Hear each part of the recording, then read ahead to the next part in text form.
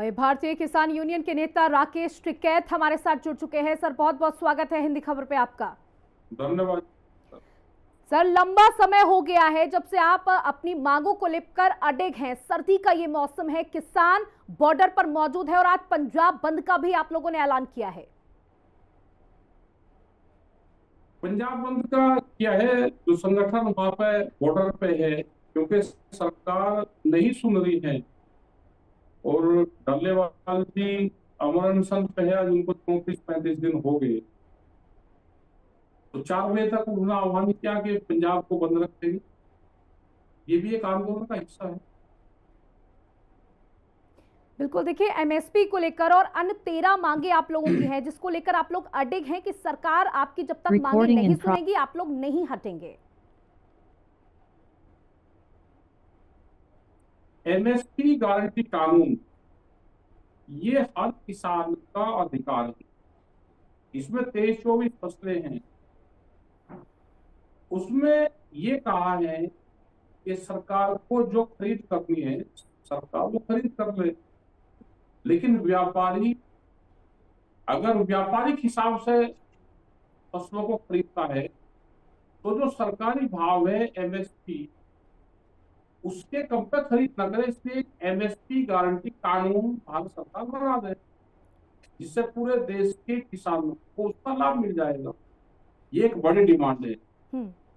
Swaminathan committee जो 14 के घोषणा पत्र में इनका था कि हमारी सरकार आएगी तो हम स्वामीनाथन कमेटी की रिपोर्ट को लागू करेंगे, उसको लागू करते हैं। C2+50 वाला फार्मूला है, उसको लागू करें। इन्होंने A2+FL किया है और कहते हैं कि अपने स्वामीनाथन कमेटी की रिपोर्ट को लागू कर दिया। भारत सरकार सरासर देश के किसानों से झूठ बोलती है। ये दो बड़ी डिमांड।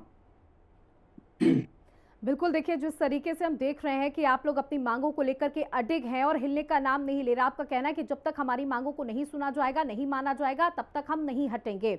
अब जो ये रणनीति आप लोगों के द्वारा अपनाई गई है, पंजाब की ही अगर हम चर्चा कर ले, वहां पर बंद का ऐलान किया गया है 10 घंटों के लिए, तो क्या आपको लगता है कि इस रणनीति का कोई असर होगा? देखो, भारत सरकार पे इसका असर नहीं पड़ रहा।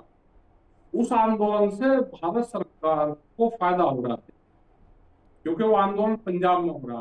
वो आंदोलन वहां के किसान कर पूरे देश के लिए रही, लेकिन भारत सरकार उस मूवमेंट को, उस आंदोलन को सिर्फ पंजाब का बताना चाहती है और वो कहते हैं कि पंजाब सरकार उसको देखेगी। तो आम जनता वो वहां किसानों के खिलाफ होगी, वो सिखों के खिलाफ होगी, वो वहां की सरकार के खिलाफ होगी।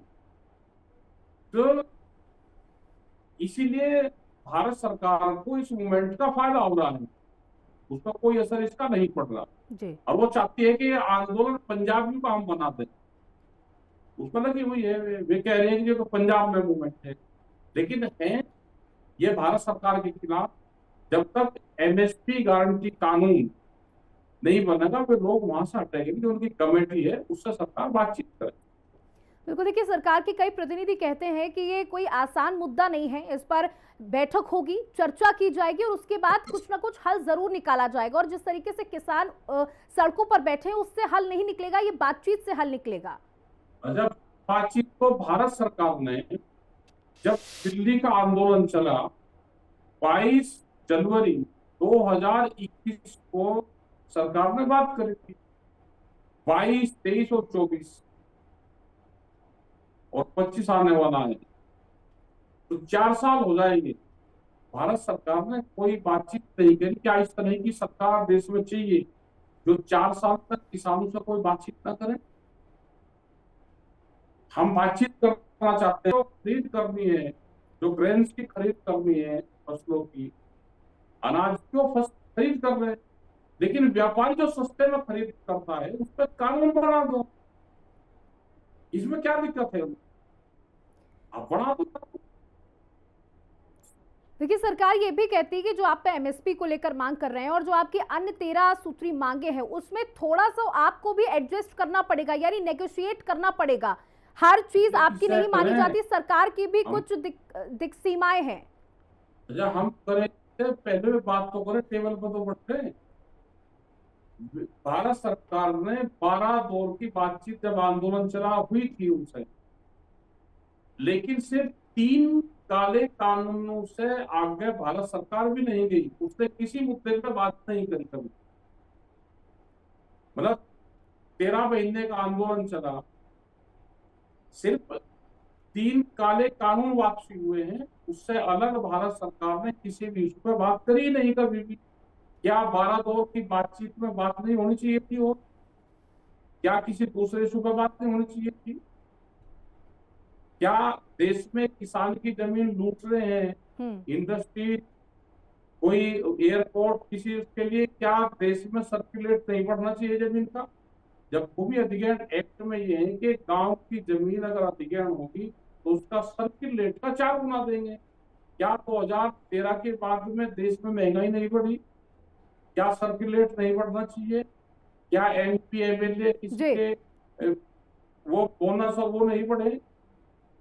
सबके बढ़े है ना, तनख्वाहें बढ़ी है। तो देखिए, देश का किसान तब तक डटा रहेगा, वहां से नहीं हिलेगा जब तक एमएसपी और 13 सूत्री मांगों को लेकर सरकार नहीं मान जाती। वे अब लोग आंदोलन कर रहे हैं क्योंकि एसकेएम भी उनको बाहर से सपोर्ट करता है। वहां पे दूसरी कमेटी है जो वहां आंदोलन कर रही, उस पर हम भी सब लोग निगाह बनाए हुए हैं। अभी वो मूवमेंट पूरे देश का मूवमेंट नहीं अभी बना, बातचीत चल रही है। अगर किसी प्लेटफॉर्म पे वे वहां की कमेटी और जो एसकेएम था वो कमेटी एक प्लेटफॉर्म पे बैठ के बातचीत करेगी तो ये मूवमेंट पूरे देश का इशू बने। जी बिल्कुल, बहुत बहुत शुक्रिया राकेश टिकैत जी हमारे साथ जुड़ने के लिए, बातचीत करने के लिए। तो आप राकेश टिकैत को सुन रहे थे, जिन्होंने कहा कि हम लगातार समर्थन कर रहे हैं और सरकार को हमारी मांगों को मानना होगा, सुनना होगा, क्योंकि लंबा वक्त बीत चुका है और अब हम रुकने वाले नहीं हैं। और पंजाब में जो आंदोलन किया जा रहा है उसको भी हम बाहर से समर्थन देते हैं।